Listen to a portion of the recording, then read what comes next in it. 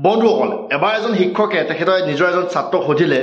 তোমাৰ আৰু সফলতাৰ মাজৰ দূৰত্ব কিমান এই প্ৰশ্নটো যদি মই আপোনাক সুধো তো আপোনাৰ উত্তৰ বাৰু কি হ'ব যদি জানিবলৈ মন যায় তেতিয়ালে ভিডিওটো শেষলৈকে চাব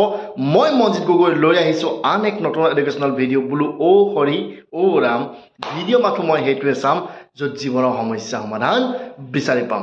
হয় বন্ধুসকল প্ৰশ্ন হেই একেটাই আপোনাৰ আৰু আপোনাৰ সফলতাৰ মাজৰ দূৰত্ব কিমান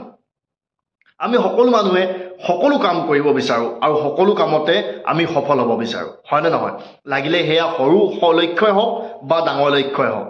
কিন্তু যদি আপুনি সেই ঠাইত সফল হ'ব পৰা নাই তেতিয়াহলে কিবা এটা নহয় কিবা এটা কাৰণটো নিশ্চয় আছে ইয়েস কাৰণটো নিশ্চয় আছে সেই কাৰণটো বাৰু কি আপুনি কেতিয়াবা বিচাৰি চাইছেনে আহক মই আজি কম এজন শিক্ষকে নিজৰ ছাত্ৰক শিকোৱা এটা কথা এবাৰ এজন শিক্ষকে সেই একেটাই কাহিনী মই আকৌ পুনৰবাৰ আৰম্ভ কৰিছো এবাৰ এজন শিক্ষকে তেখেতৰ নিজৰ ছাত্ৰক সুধিলে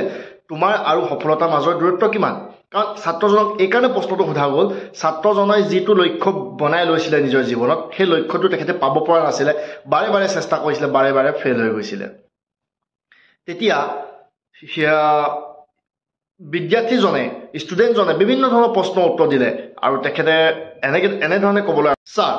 মোৰ আৰু মোৰ সফলতাৰ মাজৰ দূৰত্ব চালে এবছৰ ছাৰ হয়তো 5 বছৰ ছাৰ হয়তো 10 বছৰ এনেকুৱা বিভিন্ন ধৰণৰ তেখেতে উত্তৰ দিবলৈ ধৰিলে তেতিয়া তেখেতৰ শিক্ষকজনে ক'লে বোলে নহয় তোমাৰ আৰু তোমাৰ সফলতাৰ মাজৰ দূৰত্ব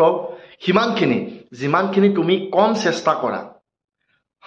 কিবা বুজি পাইছেনে হয় তোমাৰ আৰু তোমাৰ সফলতাৰ মাজৰ দূৰত্ব সিমানেই যিমানে তোমাৰ চেষ্টাটো কম হ'ব আমি মানুহবোৰে কি কওঁ আমি যিকোনো এটা লক্ষ্য প্ৰথমতে বান্ধি লওঁ আৰু সেই লক্ষ্যৰ ওপৰত কাম কৰিবৰ কাৰণে আমি চেষ্টা কৰোঁ আৰু যদি আমি কাম কৰি থাকোঁতে এবাৰ ফেইল হৈ যাওঁ তেতিয়াহ'লে আমাৰ মনটোত যিটো বিশ্বাস আমি প্ৰথমতে বান্ধি লৈছিলোঁ যে এই লক্ষ্যটো মই পাব পাৰিম সেই লক্ষ্যটো কি হৈ যায় সৰু হৈ যায় আকৌ আমি ছেকেণ্ড টাইম চেষ্টা কৰোঁ কাৰোবাক দেখি নহ'লে কাৰোবাৰ কথা শুনি তেতিয়া আমি কি কৰোঁ যদি আকৌ ছেকেণ্ড টাইম ফেইল হৈ যাওঁ আমি কি কৰোঁ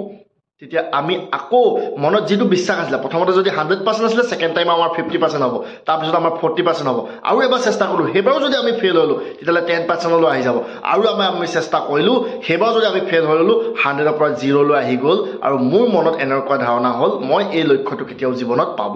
নোৱাৰোঁ হয়নে নহয় আমাৰ সকলোৰে ক্ষেত্ৰত তেনেকুৱা হয় এতিয়া প্ৰশ্ন হৈছে কি আপোনাৰ সফলতা আৰু আপোনাৰ মাজৰ দূৰত্ব কিমান আছিলে যিমানটো আপুনি চেষ্টা কৰা কম কৰি দিয়ে চাওক সফলতাই কি কয় সফলতাই এটুকে কয় যে আপুনি সফল হ'বলৈ হ'লে প্ৰথমতে অসফল হ'ব লাগিব আৰু অসফলতাই আপোনাক অযোগ্য বা ধ্বংস নকৰে অসফলতা আপোনাৰ জীৱনলৈ এই কাৰণে আহে আপোনাক ভিতৰৰ পৰা আৰু ষ্ট্ৰং বনাবৰ কাৰণে যিটো লক্ষ্য আপুনি পাব বিচাৰিছে সেই লক্ষ্যটো যদি আপুনি যোগ্য হোৱা নাই অসফলতাটোৰ লগত লাগি ফাইট কৰি আগুৱাই গৈহে আপুনি যোগ্য হ'ব পাৰিব আৰু যিটো আপোনাৰ লক্ষ্য আছে সেই লক্ষ্যটো আপুনি পাব পাৰিব যদি ভিডিওটো ভাল লাগিলে তেতিয়াহ'লে শ্বেয়াৰ কৰিব